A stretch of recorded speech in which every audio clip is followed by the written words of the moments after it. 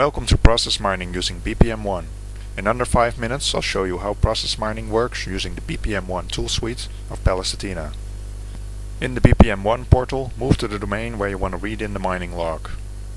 Select it from the menu and open the file that you want to read in. That is the actual event log.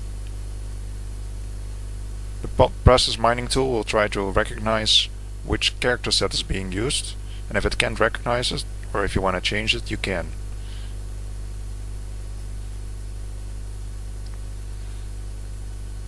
Next, it will try to recognize which columns there are. There should be 3. A process instance ID, an activity name, and a timestamp. If necessary, you can change the format of the timestamp. Now it will read in all the lines, and it will show you which activities it found in the log file. It will show you the name, if it's possibly a start activity or an end activity. If necessary, you can filter out some activities, as we're doing here. Now we'll actually process all the lines in the log file and read it into the BPM1 repository. When it's done, we can proceed to actually create a model. But to do that, we first have to indicate what completeness percentage we want to use. In this case, we'll go for 90%. And now we can do the actual mining. Here we can see what's mining the process. And because it's a fairly simple process, it goes really quickly. So we're already up to 90%. We can save the model, like it's doing. And then if we want, we can edit it, so it looks a little bit better. We can take some of the angles out of the arcs and lines. And if we want, we can move the activities around.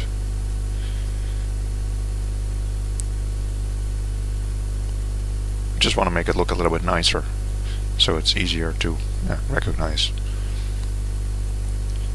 As you can see at the top or at the bottom, you'll see the start and end activity that are indicated by the 2 little green dots and the 2 little red dots for the end activity. If we're happy, we can save the model and proceed. Exit the process designer. And now we can actually make an animation. But to do that, first we have to check in the model. We can add some information to this model. Give it a new version number if we want, or different status. New major number, and then save. Now we can report or create the animation. When it's done, you can view the animation inside BPM1, or you can actually download the animation and just watch it in your browser, which is probably a little bit easier. So by downloading the file and opening it in our browser. Here you can see the model again, and all the little blue balls. Every little blue ball represents one instance of the process, in this case one invoice coming in. You can see the little blue balls flowing through the model. If they're moving quickly, then the process is being performed quickly, and if they're moving slow, then things are being held up apparently. You can click on the blue question mark to view some more information about the model, and you can look at the timeline. If you want to go ahead, move forward in the timeline, you just click on the timeline where you want to go.